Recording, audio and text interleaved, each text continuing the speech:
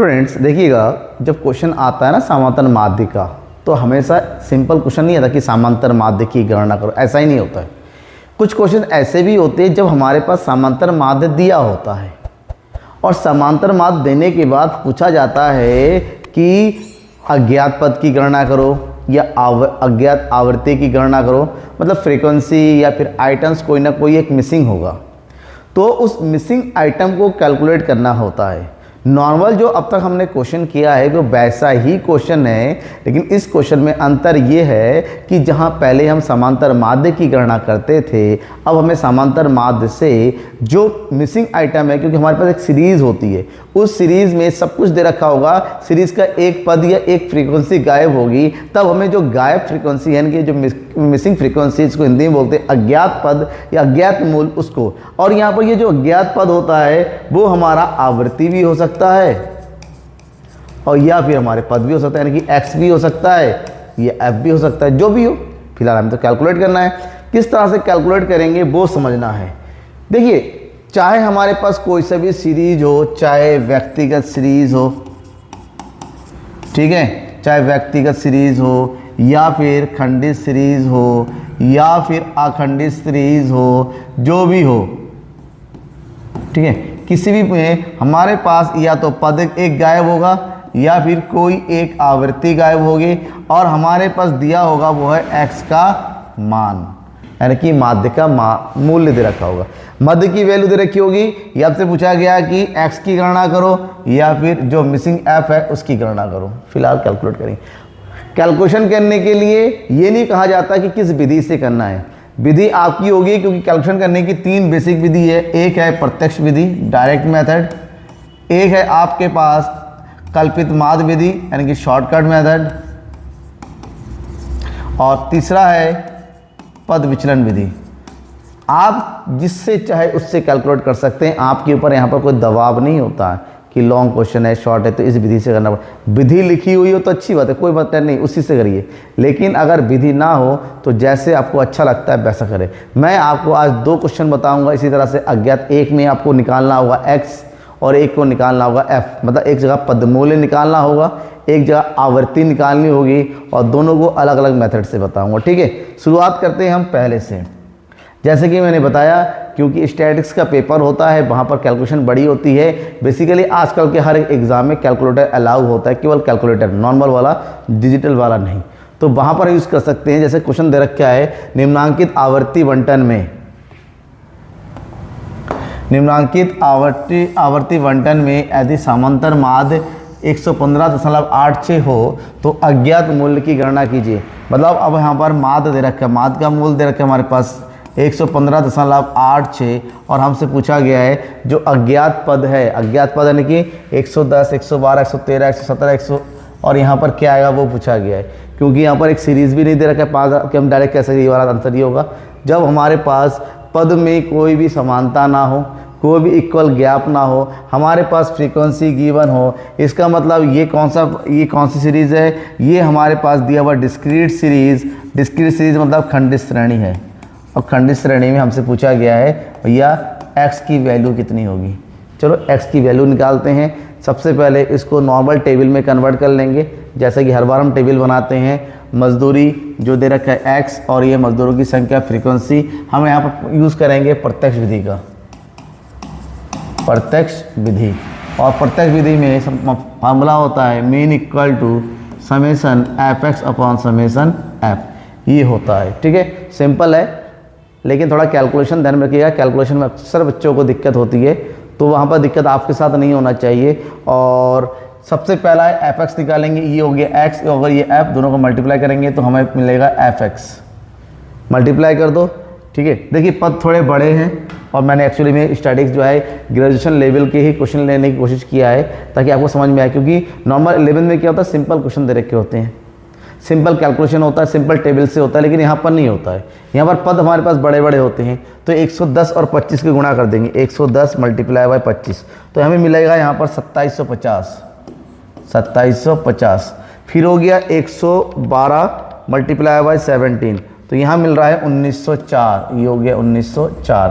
फिर हो गया 113 मल्टीप्लाई बाय 13, 113 मल्टीप्लाई बाय 13, ये मिलेगा 1469। फिर है 117 मल्टीप्लाई बाई 15, 117 मल्टीप्लाई बाई 15, ये हो गया 1755। फिर ये x है 14 है, इसकी तो मल्टीप्लाई होती नहीं है, इसको मल्टीप्लाई करके ऐसे लिख देंगे, ये हो गया 14x। ठीक है, 125 और 8, 125 मल्टीप्लाई बाई 8, ये हो गया 1000। फिर हो गया 128 मल्टीप्लाई बाई 6, तो यहाँ मिल गया हमें 768। और लास्ट में 130 13 दूनी 26 यानी कि 260 हो गया सबका। अब हमें टोटल करना है, समेसन f चाहिए, तो यहाँ पर समेसन f का टोटल कर दो। समेसन f कितना आएगा देखो, ये हो गया 25 plus 17 plus 13 plus 15 plus 14 plus 8 plus 6 plus 2, ये हो गया टोटल हमारे पास कितना 100। और हम जोड़ेंगे fx को, जहाँ पर जो ये 14x है इसको इसके साथ जोड़ नहीं सकते, इसको अलग रखना पड़ेगा, यानी लिखेंगे अलग से लिख दो 14x, और जो बाकी जो मूल्य है उस सबको जोड़ दो। ये हो गया 2750 प्लस 1904 प्लस 1469 प्लस 1755 और 14 को छोड़ दिया हमने। फिर हो गया 1000 प्लस 768 प्लस 260। ठीक है, ये आ गया टोटल, आ गया हमारे पास 9906। ये हो गया समेसन fx। अब ये जो वैल्यू है जो आया है उठा के वहाँ रखेंगे, जो फार्मूला है कैसे देखिए, अगर वहाँ रखते हैं तो कितना आएगा, ये हो गया समय मीन की वैल्यू, और हमारे पास मीन की वैल्यू ऑलरेडी गिवन है। कितना गिवन है, यहाँ देखिए मीन की वैल्यू है 115.86, तो यहाँ पर भी हम लिखेंगे 115.86। ये हो गया 115.86 बराबर समेसन fx हमने निकाल लिया 9906 प्लस 14x भागा 100। ठीक है, हो गया। अब तो इतनी मैथमेटिक्स आपको आती है, कैलकुलेटर आपके हाथ में होगा, जल्दी से कैलकुलेट कर लो। 100 इधर आके गुणा करेंगे तो ये हो जाएगा 115, 8 से गुणा करेंगे, 2 जीरो है तो दो पॉइंट का 2 डिजिट है वो हट जाएगा, तो ये हो जाएगा 11586 बराबर 9906 प्लस 14x। अब ये इधर चला जाएगा 11586, यहाँ पर प्लस का है तो यहाँ पर माइनस का, 9906 बराबर 14x। ठीक है, अब 11586 में से 9906 माइनस कर दो, 6 से 6 गया 0, इधर बचेगा 8, 15 में से 9 हो गया 6, इधर बचेगा कितना 10, 10 में से 9 हो गया 1, 1680 बराबर 14x। अब 14 से हम 1680 को भाग कर देंगे, 1680 भागा 14, तो हमारा आंसर कितना आ रहा है, दैट इज़ 120।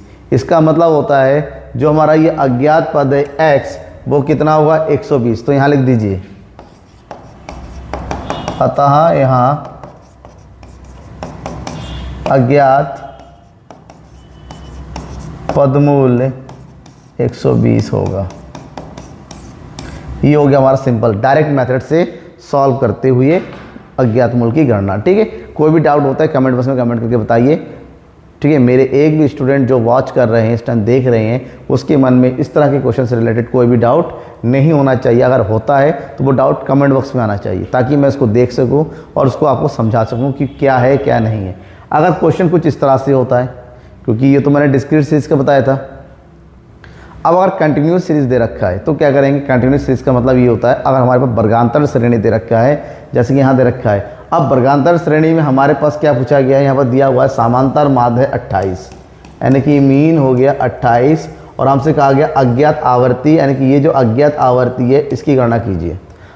ठीक है, दिया क्या हुआ है 0 से 10, 10 से 20, 20 से 30, ये पद दे रखा है। हमारे छात्रों की संख्या की ऐप भी दे रखा है। चलो सबसे पहले इसको टेबुलर फॉर्म में कन्वर्ट कर लेते हैं, और इस विधि को मैं आपको यहाँ पर समझाऊंगा किस विधि से, पद विचलन विधि से, पद विचलन विधि। और इस विधि के अंतर्गत फार्मूला क्या होता है, मीन बराबर a plus summation f d dash x upon summation F multiply by I, जहाँ पर हमारे पास ऑलरेडी मीन की वैल्यू दे रखा है। कितना दिया हुआ था बेटा, ये 28। ठीक है, चलिए उधर आते हैं। क्योंकि हमारे पास x चाहिए, इस क्वेश्चन में x गिवन नहीं है, x होता है मध्य मूल्य। क्या होता है? मध्य मूल्य। मध्य मूल्य निकालने के लिए जो वर्गांतर श्रेणी है उसका छोटा वाला यानी कि न्यूनतम और उसका अधिकतम दोनों को प्लस करके 2 से भाग कर देंगे, या फिर डायरेक्ट देख से पता 0 और 10 के बीच में कितना होगा 5, देखने से पता चल जाता है। यहाँ हो जाएगा 15, यहाँ हो जाएगा 25, ये हो जाएगा 35, 45 और ये हो जाएगा 55। ठीक है, हो गया। मध्यमूल निकालने के बाद हमारा नेक्स्ट स्टेप होता है हम निकालते हैं dx।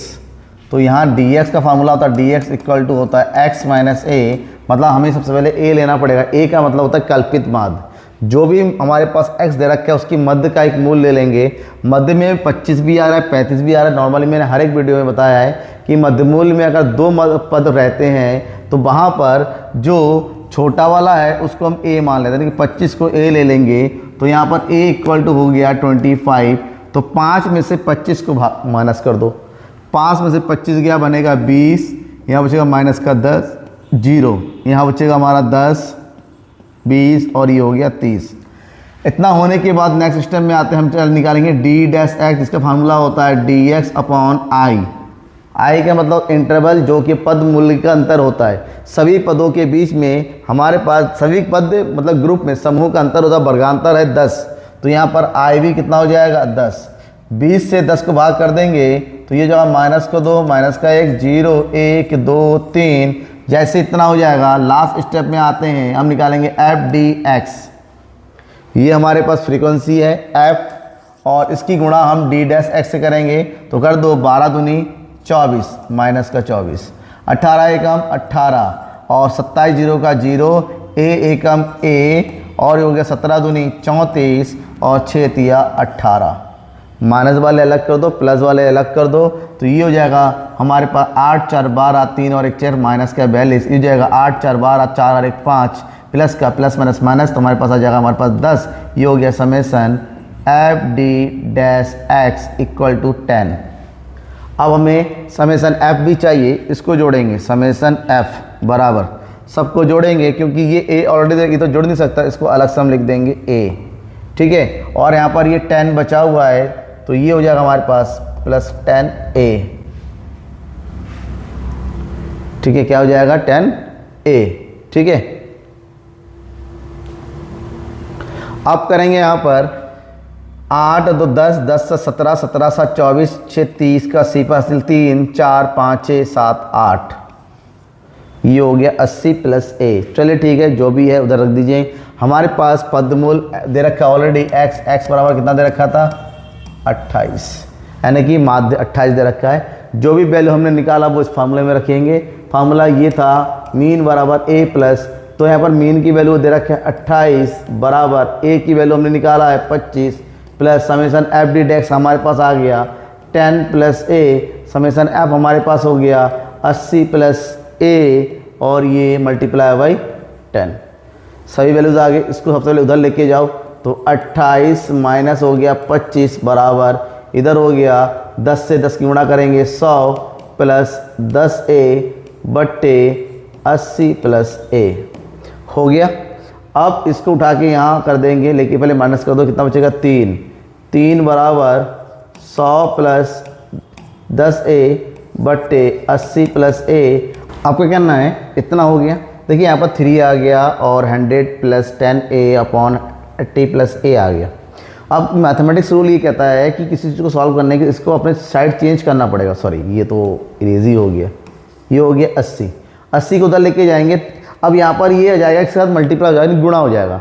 तो गुणा जब होता है इन दोनों के साथ होता है तो 8 तिया 24 240 प्लस 3a, 3 और a की गुणा हो जाए। इधर हो गया हमारे पास कितना 100 प्लस 10a।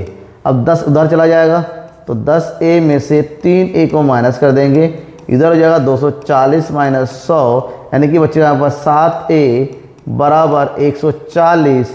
इधर हो गया a बराबर 140 बट्टे 7 और भाग कर देंगे, बचेगा 20। इसका मतलब ये हुआ हमारी जो अज्ञात आवृत्ति है,